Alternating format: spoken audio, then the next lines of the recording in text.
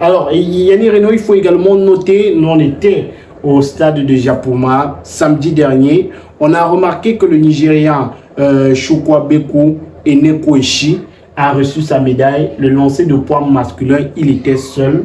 Simplement parce qu'on a ces deux co-vainqueurs qui ont refusé de prendre part, le médaillé d'argent et le médaillé de bronze, qui étaient deux Égyptiens. Ils ont refusé de prendre part en signe de protestation contre la mauvaise organisation de l'événement. Ça fait un peu mal. On a également Mabundu Kone, qui est une sprinteuse ivoirienne, médaillée de bronze au 100 mètres, qui a également fait une sortie. On va la lire pour nos internautes, un bout de cette sortie-là.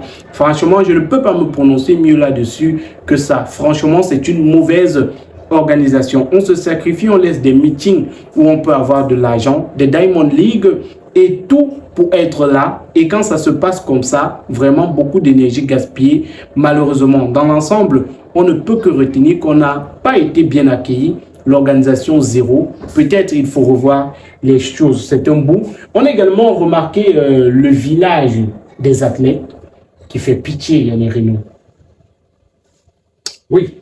Voilà, les images sont terribles parce que, alors, une fois de plus, ça démontre que les choses ne se sont pas bien préparées. Parce que, et aussi le fait que beaucoup de commissions ou de comités n'ont pas joué leur partition, comme il aurait fallu qu'elle le fasse. Donc, à ce niveau, je ne sais pas ce que certaines personnes recherchent. À ce niveau, je pense qu'il est pratiquement impossible de défendre ceux qui ont été au cœur de cette organisation. Il est difficile. C'est-à-dire qu'aujourd'hui, si vous dites que ça s'est bien passé, que tout va bien, et que ces personnes sont irréprochables, franchement, vous êtes un charlatan. Vous êtes un menteur patenté. Il faut le dire.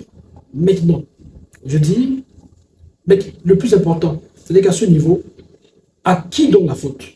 Je dis, il faut essayer d'établir des responsabilités. Chacun a sa part de responsabilité. Le ministère des Sports, la Fédération d'athlétisme camerounaise, la Fédération camerounaise et la Fédération africaine d'athlétisme. La Confédération africaine d'athlétisme, oui. Évidemment. Donc, parce que, maintenant, si vous voulez hiérarchiser, c'est ça le plus important. Si vous voulez hiérarchiser, c'est-à-dire que vous avez ceux qui sont au cœur de l'action, c'est-à-dire ceux qui sont sur le terrain, qui gèrent tout. Peut-être on doit commencer par ceux qui sont chargés de la supervision, du contrôle. Non. Le problème de celui qui donne son argent et qui vous donne toutes les possibilités ou toutes les commodités, son problème, ce n'est plus de n'avoir pas donné l'argent. Mais son problème, c'est d'avoir donné de l'argent sans avoir vérifié si l'argent a servi à quelque chose. Si mais lorsqu'on parlait de la situation des abysses, vous avez dit que la fédération était certainement au courant, comme dans plusieurs cas, de ce qui se passait en bas. Donc, si ça ne marchait pas bien, la fédération était au courant. Donc, si ça ne marchait pas bien dans ce cas aussi, le ministère était certainement au courant qu'il y avait quelque chose qui manquait. Vous êtes, comme beaucoup de personnes qui sont sur la toile, dans une extrapolation terrible qui veut que nous soyons dans un manichéisme où on a d'un côté l'Africa Foot et d'un côté... Non, on parle d'athlétisme. Ce sont des exemples juste pour comprendre. C'est pas moi qui ai parlé de football. Non, c'est un exemple qu'on a pris. C'est pas moi qui parle de football. Oui, allons-y. C'est pas moi qui parle des arbitres de l'Africa Foot. Depuis le début de cette vidéo, les abonnés sont témoins. Je suis toujours dans l'athlétisme. Mais moi, je prends aussi des exemples ailleurs.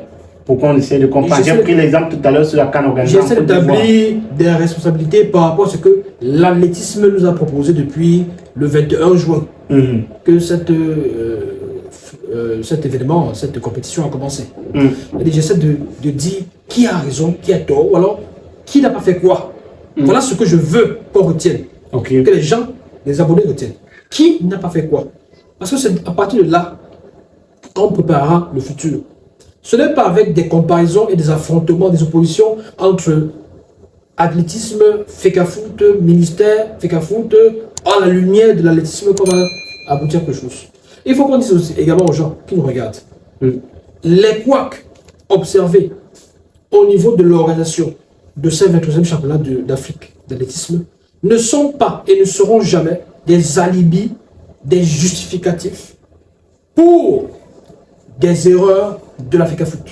ou de son président. Non, je suis... On ne parle pas. Écoutez. On ne parle pas là de l'Africa Foot. Je suis sérieux. Non, on parle d'athlétisme. D'ailleurs, je ne ris pas. Je suis sérieux. On parle d'athlétisme. Pourquoi mêler l'Africa Foot à l'athlétisme? Parce que j'ai fait un constat sur la toile et de la part de beaucoup d'hommes de médias et de l'Ouest.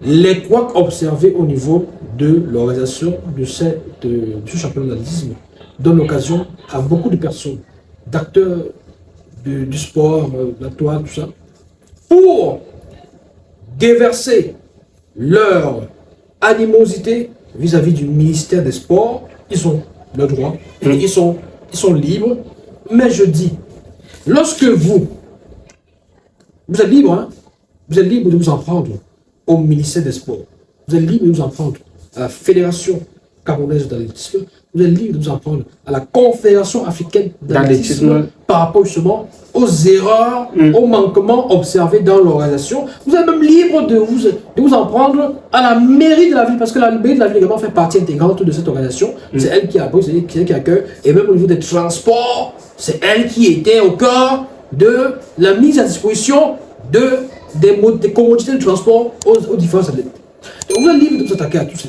Mais quand l'argument qui revient, quand le discours qui revient, c'est si c'était Eto'o, si c'était la FECA Foot, on aurait dit que ce n'est pas Eto'o, ce n'est pas la FECA Foot. Heureusement, ce n'est pas Eto'o.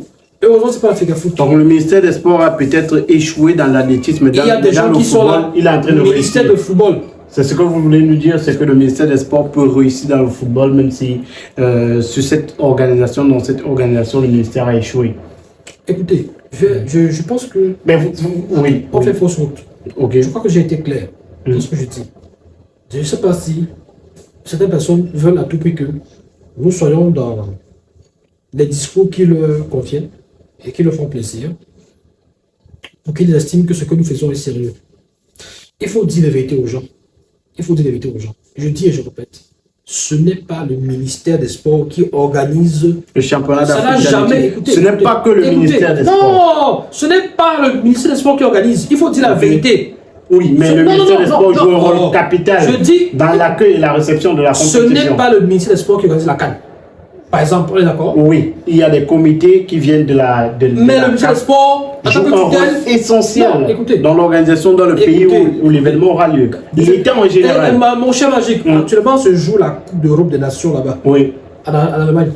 Vous savez même si le ministère des Sports existe là-bas. Mais si ça échoue, on vous dira que c'est en Allemagne. Il y a un comité. Oui, mais il y a un comité local. Le comité local est chapeauté. On ne ressent même pas trop l'État là-bas. C'est parce que dans vos pays. Mais au Cameroun, ça se passe comment? En Afrique, ça se passe comment? Non. En Côte d'Ivoire, on a vu le président de la Confédération africaine de football qui a remercié le président Alassane Ouattara qui a mis les moyens. On l'a vu même au Cameroun en 2022.